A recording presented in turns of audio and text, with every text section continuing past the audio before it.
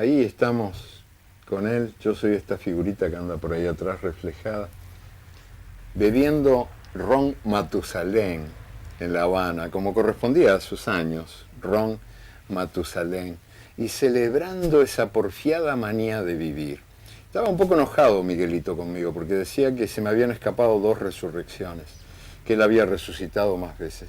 Claro, lo habían fusilado, había sufrido atentados, prisiones, hasta se le había caído encima la madre cuando era bebé, y sin embargo seguía vivo. Y yo digo, Miguelito era una metáfora de América Latina. ¿Qué es eso? Exactamente eso. Una tierra que ha muerto muchas veces y muchas veces ha vuelto a nacer como si estuviera condenada al nacer incesante.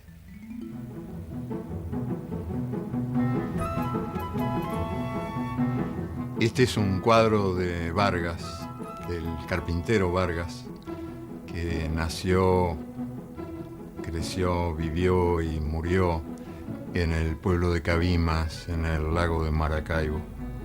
Y allí pintó el carpintero estos cuadros prodigiosos, que hoy, tiempo después de su muerte, se cotizan mucho porque son ejemplos vivos de la exuberancia de la naturaleza latinoamericana. Pero Cabimas es un pueblo arrasado por el petróleo.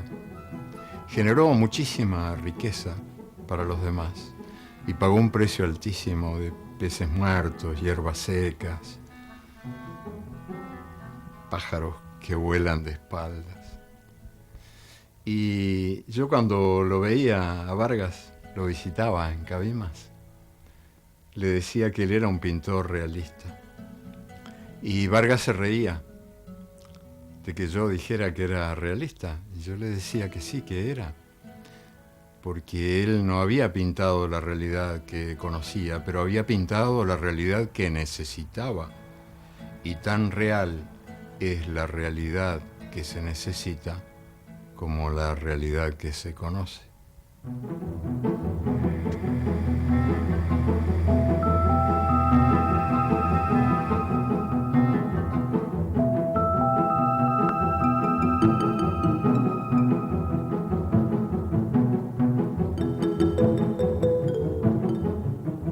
Algo muy parecido ocurre con los diablitos de Ocumicho, estas cerámicas mexicanas, prodigiosas, jubilosas, muy bandidas. Han nacido de las manos de mujeres sufridas, de vida opaca, castigadas por sus maridos y a ellos condenadas como si un marido fuera un destino. Y esas mujeres que viven sumergidas en la tristeza crean un arte sencillo, bello, de tan alta alegría, en hornos muy elementales, muy primitivos.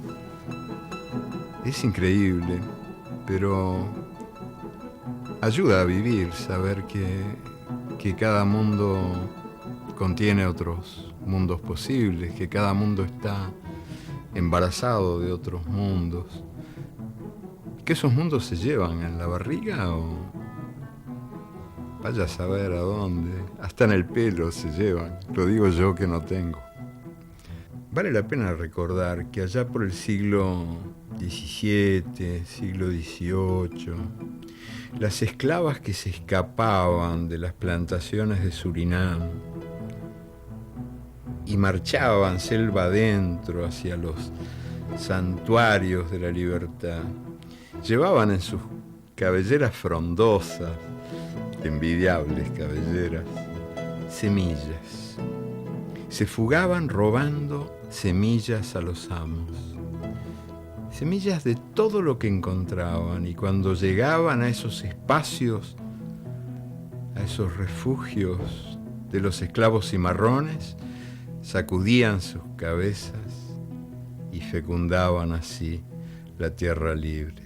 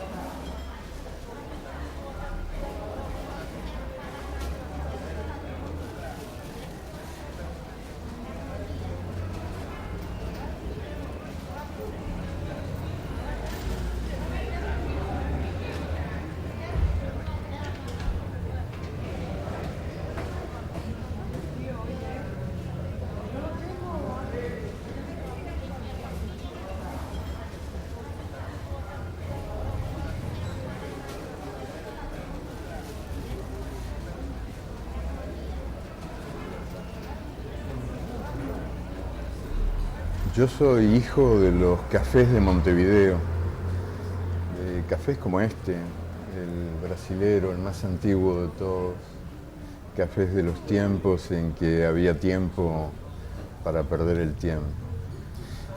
En los cafés aprendí todo lo que sé, fueron mi única universidad y aprendí lo más importante de todo lo que sé, y es que para ser capaces de decir tenemos que ser, antes que todo, capaces de escuchar. Yo no soy de recibir consejos ni de darlos, pero cuando alguno se me arrima, algún muchacho joven, preguntando por los secretos del oficio, le digo que yo no tengo ninguno salvo ese secreto que me enseñaron los años y los cafés, que para no ser mudo hay que empezar por no ser sordo. Muchos progres, amigos míos, dicen con la mejor intención del mundo que quieren ser la voz de los que no tienen voz. Mi experiencia es diferente. Para mí, los condenados de la tierra, los malditos, son los que más voz tienen. Les han cerrado la boca desde hace siglos o milenios para que no se escuchen sus voces prohibidas.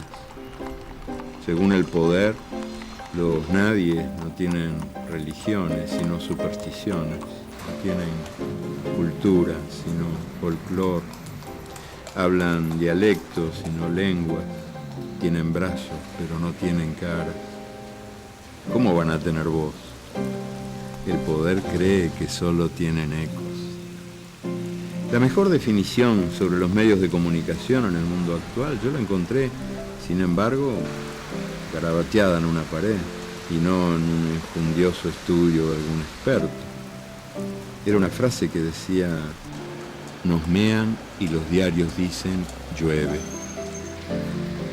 Y esas revelaciones, por seguir hablando de la lluvia, ese niño de la calle, del barrio de San Telmo en Buenos Aires, uno de esos niños que duermen en los portones o en los umbrales, es capaz de contarlo así: siempre que te echan de tu casa, llueve. Y es verdad, ¿no? Una verdad que ignoramos los que tenemos casa. Y por seguir hablando de lluvia en boca de los que se supone que no tienen voz, basta recordar aquello que leí en un papel de fumar. Era un poemita brevísimo, porque claro, en el papel de fumar mucho sitio no hay. Y fueron los mensajes que se deslizaron mágicamente a través de los barrotes, de las cárceles, en los tiempos de la dictadura militar en el Uruguay.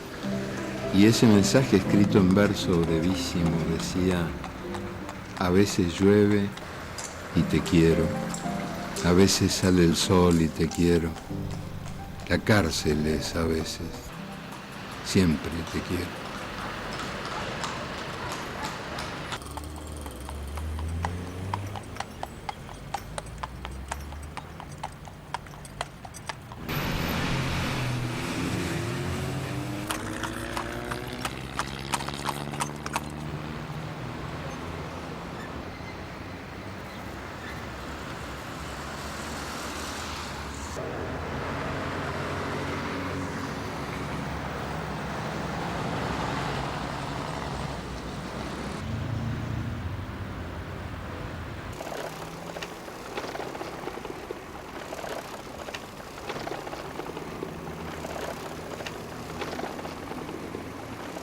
Paisajes de la pobreza. Solo en Montevideo tenemos ahora casi 400 cantegriles, como llamamos nosotros a las chabolas o favelas. Si se sumara su población, sería la segunda ciudad del Uruguay. Nuestro país desmiente a los racistas y a los tecnócratas. Desmiente a los racistas, porque la mayoría de la población es blanca. Parecemos europeos en decadencia. Pero la crisis nos ha golpeado tanto o más que a los países latinoamericanos de colores más subiditos. Y el país también desmiente a los tecnócratas que tienen la costumbre de culpar al gentío. Dicen que América Latina anda mal porque produce demasiada gente, eso dicen. Demasiada gente. Ellas siempre quieren, ellos siempre pueden, eso dicen los expertos. Ah, bueno. ¿Y qué opinan del Uruguay, que es un país vacío? Aquí hay más sillas de ruedas que cochecitos de bebés. Nace poca gente. Y a la poca gente que nace, el país la expulsa.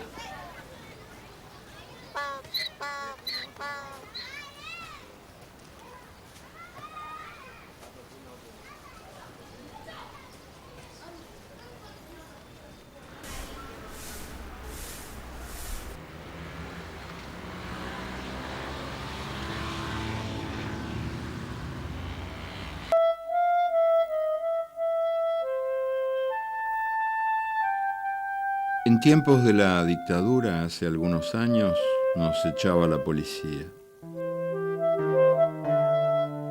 Ahora nos echa la economía.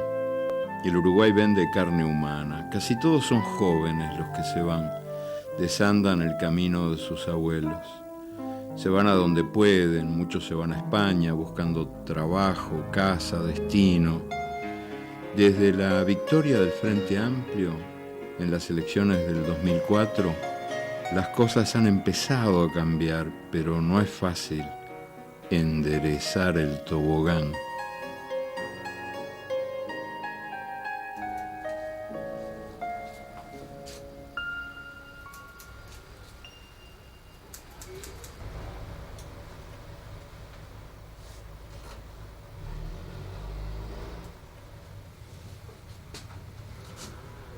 Los peluqueros me humillan cobrándome la mitad. Un amigo, un pan de Dios, un ser de buen corazón, quiso consolarme una vez diciéndome que si el pelo fuera importante, estaría dentro de la cabeza y no afuera.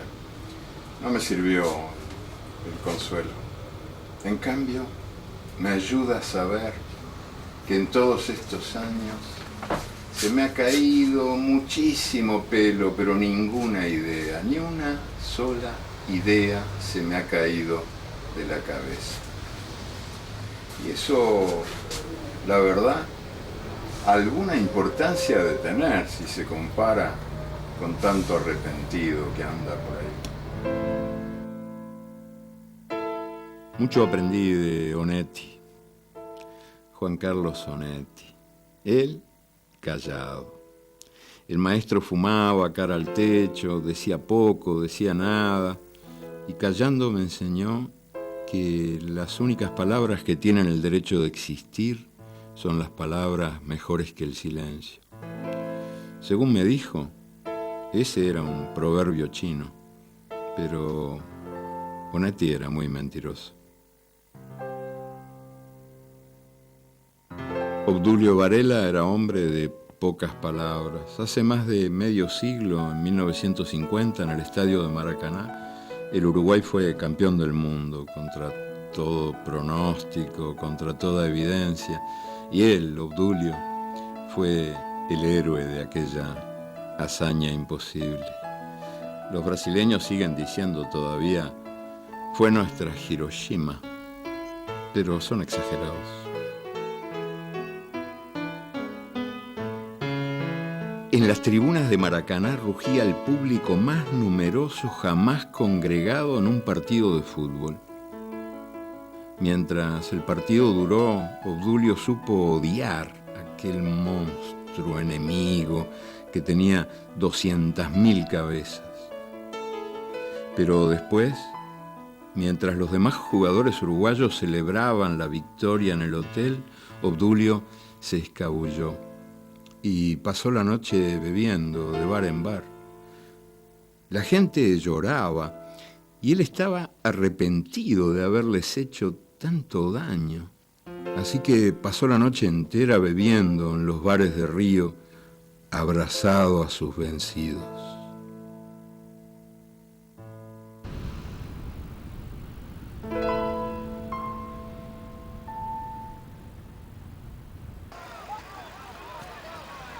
Los uruguayos somos poquitos, 3,5 millones. Cabemos todos en un solo barrio de cualquier gran ciudad del mundo. 3,5 millones de anarquistas conservadores. No nos gusta que nadie nos mande y nos cuesta cambiar. 3,5 millones de críticos de cine, que el cine nuestro recién está queriendo nacer. 3,5 millones de directores técnicos de fútbol, ideólogos del fútbol, doctores del fútbol, aunque el fútbol nuestro vive más de la nostalgia que de la realidad.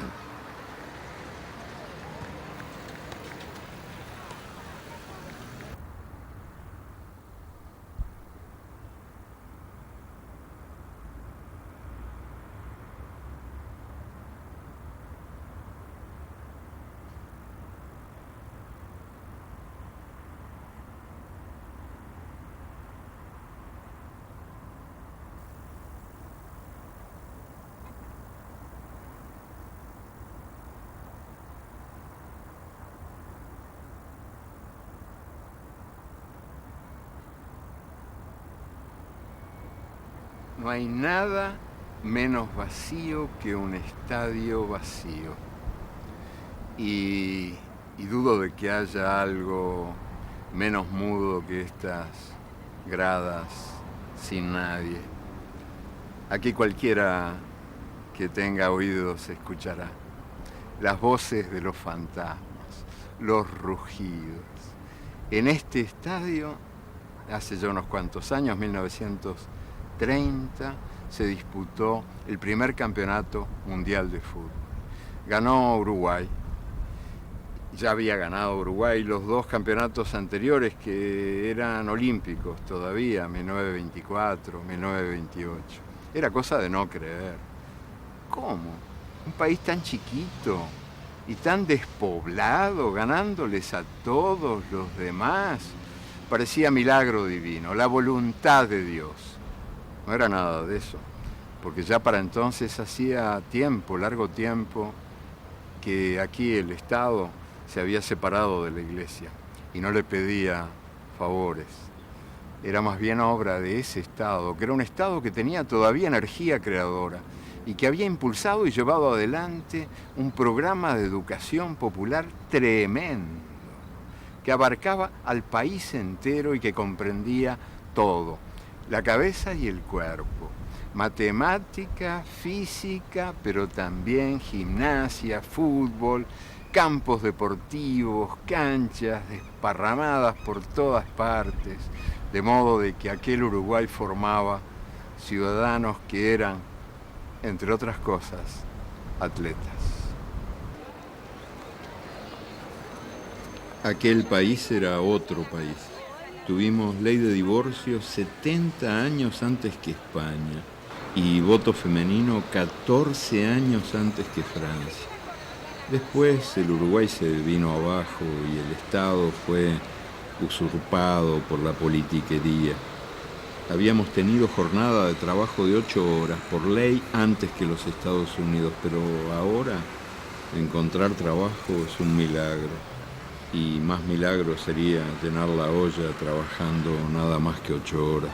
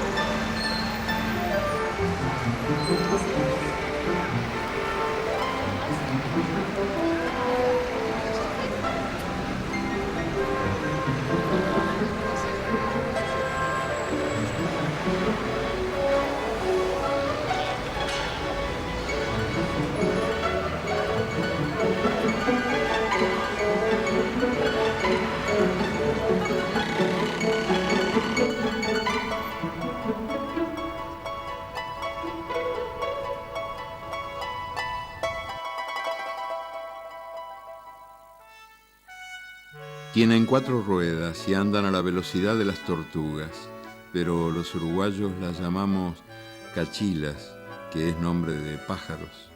Tienen bigotes de ópera y narices de payaso, pero son damas antiguas. Tienen linaje y solera, pero no se avergüenzan de su edad ni de sus achaques. Tienen numerosa descendencia, pero se llevan pésimo con sus nietos. Las cachilas, esas viejitas irrompibles que desde hace añares pasean muy orondas por los caminos de mi país, no se entienden para nada con los jóvenes automóviles que a ritmo de vértigo devoran el tiempo, la tierra, el aire.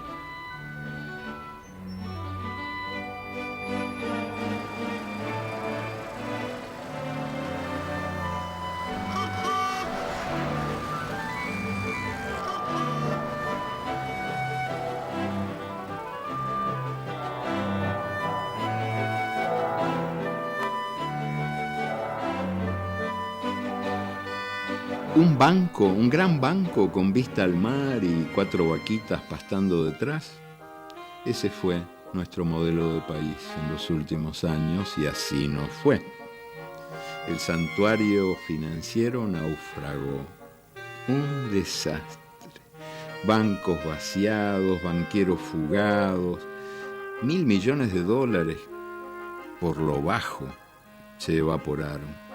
Y el Estado, ciego, sordo, nada vio, nada escuchó.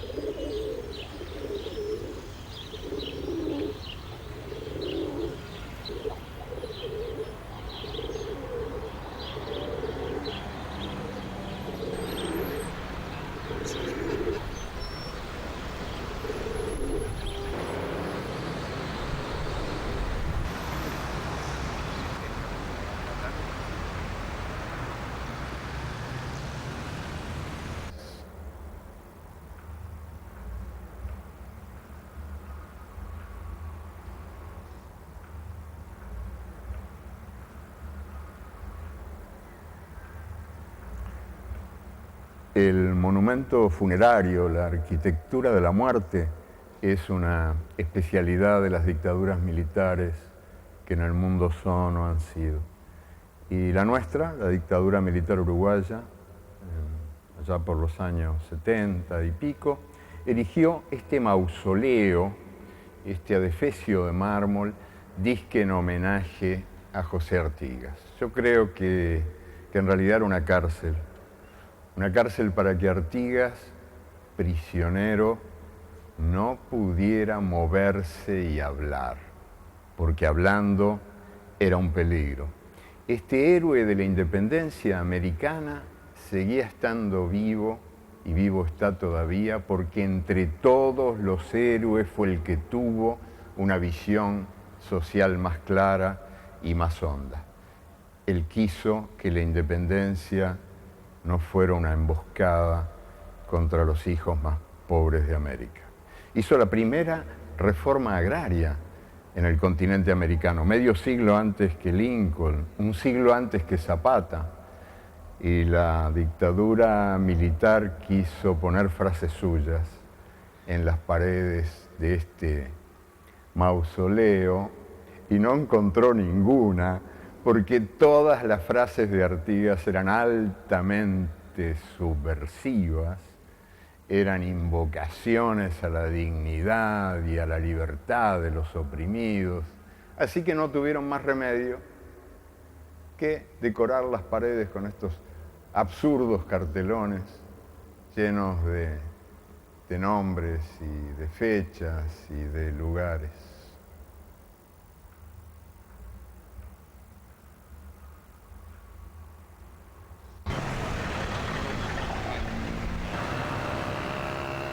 El 1 de marzo del 2005, la bandera del Frente Amplio, que es una de las banderas de Artigas, flameó alta en todo el país. La izquierda ganó las elecciones y la gente celebraba y unos a otros nos decíamos feliz año nuevo, lo que era un disparate, porque no era año nuevo, pero era porque habíamos empezado a creer que otro tiempo había nacido.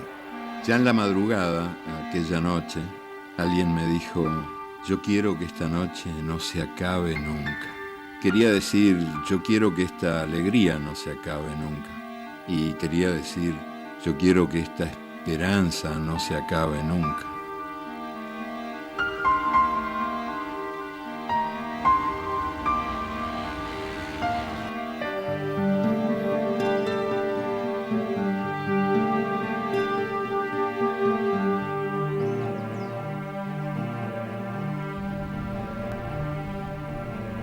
Mi buen amigo Fernando Birri dice que la utopía está en el horizonte. Por mucho que yo camine, jamás la alcanzaré. Camino 10 pasos y ella se aleja 10 pasos. Camino 20 pasos y ella se ubica 20 pasos más allá. Por mucho que yo camine, nunca la alcanzaré. ¿Para qué sirve la utopía? Para eso sirve, para caminar.